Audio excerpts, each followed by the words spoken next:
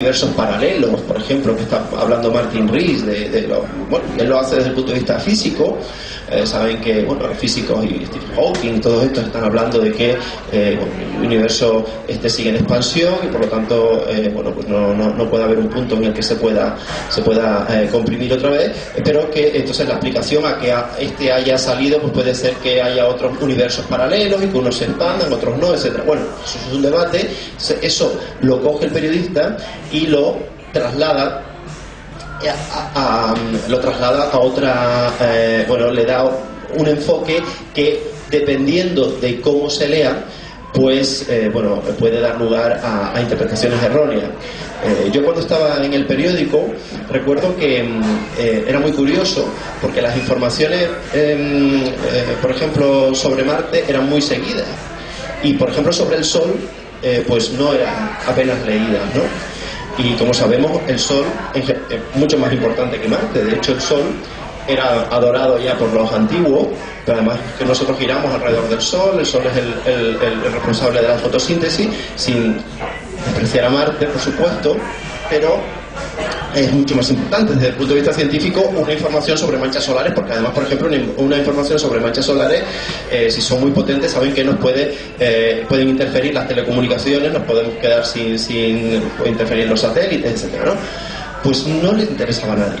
Sin embargo, cualquier información sobre Marte era realmente muy seguida. ¿Por qué? Pues porque detrás hay toda una tradición literaria, pero también porque la gente piensa que, bueno, que allí puede haber vida, ¿no? Los marcianos y tal, pero eso desde siempre, ¿no? Hay un premio que se convocó en el finales del 19, no sé cuántos miles de francos, era un premio francés, para quien hallara vida en otro planeta, pero se excluía, en las bases de la convocatoria se excluía Marte, porque decía que era obvio que ahí había civilización, ¿no? Y que entonces ese no valía, ¿no? Que Marte no valía, que tenía que ser otro. Bueno, esa cultura que existe, pues hace que la gente, incluso en la ciencia, que en teoría está bien difundida y bien, bueno, desde mi punto de vista, desde el punto de vista profesional bien hecha, pues incluso pueda ser leída o entendida de una forma que a lo mejor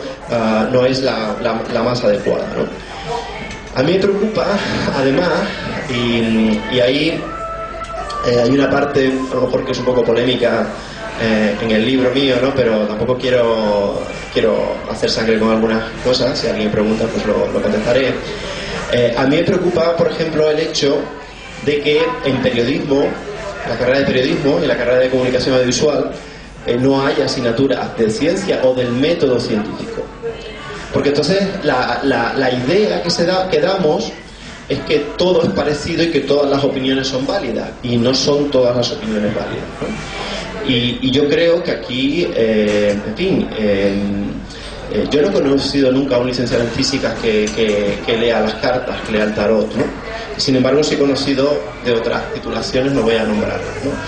Entonces, a mí me parece que es importante el hecho de que se dé o se imparta mayor formación científica, porque es un poco la forma de bueno, pues de poder comprender el mundo de una manera mejor. Dense cuenta que a mí me parece que el pensamiento racional pues es lo que nos ha hecho evolucionar. O sea, es que antes no es hace muchísimo antes, a lo mejor hace 400 años o 300 años, a alguien que era síndrome de Down pensaba que estaba poseído, o que habían tenido los padres algún tipo de pecado, o que tenía cualquier enfermedad como la peste, etcétera. Pues ya se suponía o se pensaba que era una maldición, ¿no?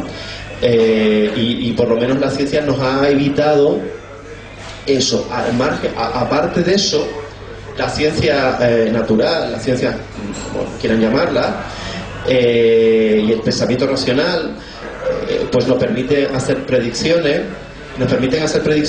que se cumplen siempre, ¿no? Yo no quiero ser muy polémico, aunque bueno, estamos entre amigos, pero yo me pregunto, por ejemplo, lo que está pasando con la crisis económica. ¿Y qué pasa con los economistas que no previeron esto, ¿no? O sea, si esto nos llega a pasar con la física o con la química, de algo que nosotros pensamos que va a suceder y que un eclipse o algo y no sucede, es complicado. Es cierto que son más complejos, es más complejo de determinar, pero creo que tenemos que saber que el pensamiento racional y sobre todo el pensamiento científico nos lleva por lo menos a hechos que que se demuestran que son así, y que hay toda una, no sé por qué, toda una dinámica de gente que empieza a cuestionar la ciencia. Es cierto que la ciencia en la frontera cambia muchas veces de modelo, cambia de, se está investigando cosas y cambia, ¿no? Pero es que las cosas que están asentadas es que no cambian, es que la Tierra sigue girando alrededor del Sol, y ya lo dijo Galileo, es que el cuerpo está formado por células, es que existe el oxígeno, que lo que nos costó descubrir el aire y el oxígeno, es que sabemos que va a existir, y dentro de 3000 años, si estamos aquí, pues eso va a ser cierto, ¿no? Y sin embargo hay ahora todo un planteamiento de cuestionar esos conocimientos, ¿no? Al margen de todo esto, no sé si me estoy extendiendo mucho como voy,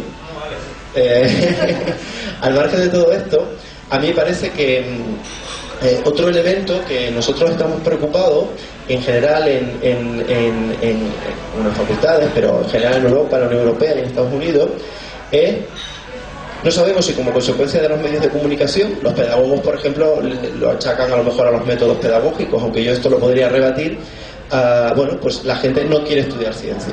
No quiere estudiar ciencia ni ingeniería. En España las ingenierías no están tan bajas, pero en muchos sitios de Inglaterra, en Alemania ya se ha partido el Made in Germany, están muy preocupados, ¿no? Entonces, si la gente además no estudia ciencia, pues cada vez hay menos gente pues con formación un poco para seguir con estos estudios y enseñarlos. A mí me da la impresión de que dentro de 15 años no se podrá reponer los profesores de instituto de ciencia.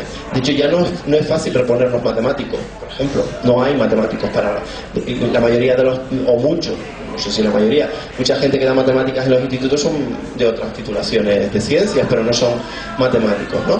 Bueno, no sé si eso es bueno o malo, pero en cualquier caso ya hay un problema. No hay suficientes matemáticos. Y sin embargo, periodistas hay 6.000 en paro, ¿no? Y cada vez queremos más nota de corte o nota media para estudiar estas titulaciones como cine o como periodismo, ¿no? Bueno, a mí me parece bien, yo soy profesor de eso.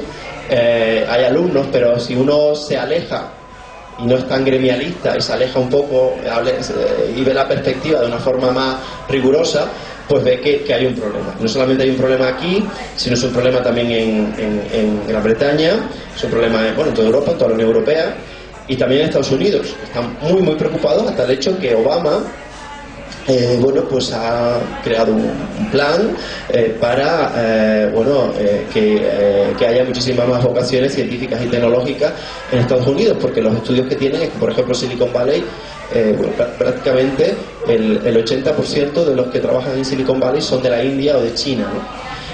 Y se sabe hoy en día que la economía aquí en España, la gente con la crisis económica dice, a ver si vuelvo otra vez el ladrillo. Yo lo veo difícil, pero en cualquier caso la forma que tiene la economía y las recuperaciones económicas siempre son por lo que se llama economía creativa, es decir, por elementos creativos de tecnología, de un avance tecnológico o un avance científico. Y por lo tanto, existe el problema, no sé si alguien ha estado recientemente en California, como muchos chinos, como hay una política del gobierno de China para que regresen los estudiantes chinos que se han ido a Estados Unidos e Inglaterra, ¿no? Eso podría desequilibrar, es una manera muy efectiva de desequilibrar la economía, por ejemplo, de Estados Unidos. Que China le dé posibilidades a los científicos posibilidades interesantes para que vuelvan, ¿no? Y por lo tanto es un problema grave que tiene que incentivarse este tipo de vocaciones. Pero en Estados Unidos por lo menos hay emigración, igual que en Inglaterra, emigración de gente de otros sitios que van allí. pero en Alemania la gente no suele ir. Los científicos pakistaníes o sobre todo indios, que hay muchos informáticos, no van a Alemania por el idioma, por lo que sea, ¿no? A España tampoco suelen venir muchos, aunque en España la situación que tenemos casi es la contraria, de gente que tenemos aquí que se tienen que ir a otros países. Pero hay un problema porque, bueno, yo conozco científicos que tienen proyectos de investigación concedidos y no tienen gente